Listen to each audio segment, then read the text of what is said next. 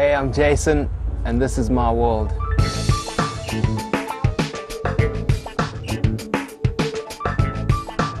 When I was a young boy, I grew up in a township in Johannesburg in South Africa.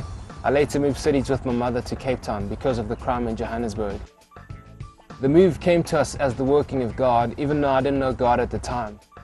The conditions we lived in were so bad that they directly impacted and affected our lives as a family.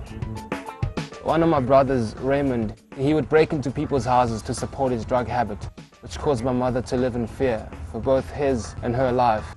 So she would pray for me and pray that my life would be different. When I got to the new city, I joined a youth group in my area. I had no intentions of having a relationship with God. All I was interested in were girls, making friends and partying. My life was chaos. I wanted sex and I really wanted drugs and rock and roll. So I learned to play the drums. One Easter weekend, my youth group went on a camp in the mountains to seek God.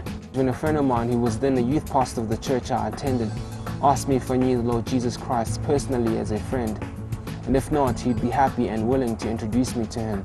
He started to pray for me, and the next minute I felt peace filling my heart. It was a peace I could not understand or describe in words. A voice emerged from my heart and it spoke to me in a way I could understand.